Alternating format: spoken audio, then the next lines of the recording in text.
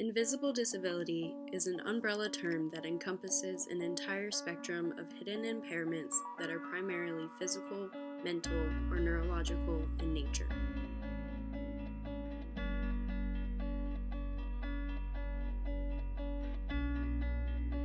Some examples of hidden disabilities are psychiatric disabilities, diabetes, ADHD, cystic fibrosis, chronic illnesses, and many more.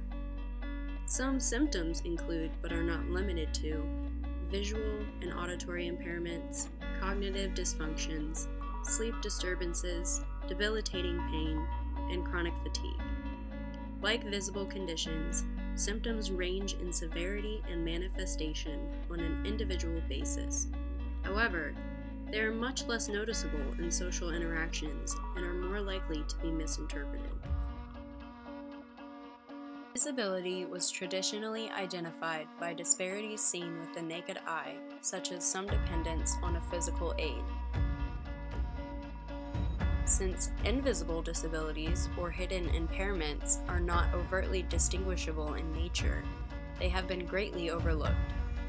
Thus, individuals with indiscernible impairments have the option of disclosing their condition or passing.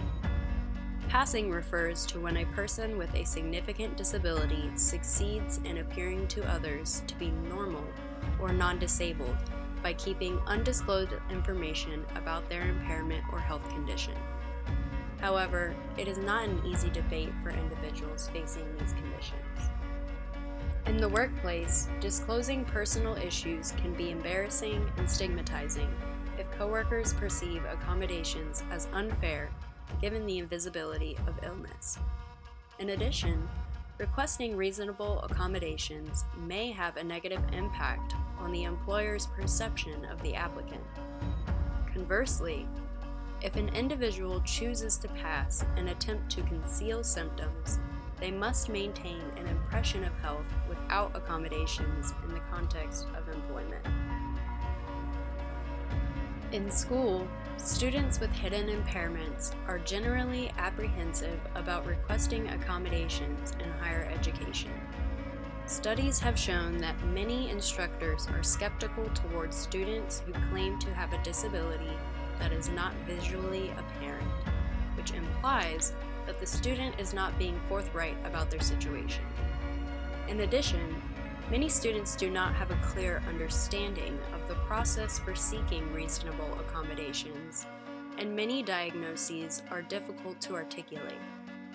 The negative attitude held by authorities discourage students from disclosing disabilities and seeking accommodations. Non-apparent disabilities have been less articulated and addressed by policies and programs than many other medical conditions. As a result, there is limited research available surrounding prevalence and manifestations for invisible impairments. This is partially because many individuals with concealable conditions choose to pass in personal lives and public arenas, so they would not be identifiable for data collection. The existing stigma and discrimination pertaining to disability is damaging to individuals whose symptoms are not visually detectable. Passing or deliberate concealment puts individuals at an unfair disadvantage by restricting access to potential needs. In general, negative attitudes and assumptions surrounding invisible disabilities attach harmful stereotypes that interfere with people's ability to succeed. Since invisible disability is more difficult to identify, it is frequently misunderstood. This creates negative social attitudes that attach labels to people, such as lazy, hypersensitive, slow, crazy, incapable, an imposter, and more. These false assumptions can lead to the discrimination or exclusion of individuals with hidden impairments. This part of the problem requires conversations, educating people about the issues facing the disability community, and encouraging the public to be more understanding. Advocates from the disability community are extremely important for this, because they can accurately portray their experience and provide insightful advice for change. Significantly more research and representation is needed to raise awareness as well. The debate to disclose hidden impairments, or to pass, is another problem created by society's attitudes. An effective way to reduce the fear of disclosing a stigmatized identity is to provide organizational and social support by encouraging positive discussions. In the context of employment, hiring staff can help by clarifying requirements of the job, constructing inclusive environments, and asking if applicants have any special requirements.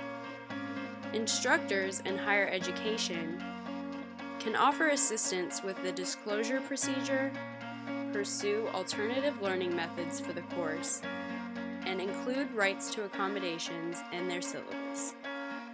Overall, a community effort is required to discard ableist perspectives, embrace a more considerate approach to disability, and provide more resources like support groups and platforms for individuals to thrive.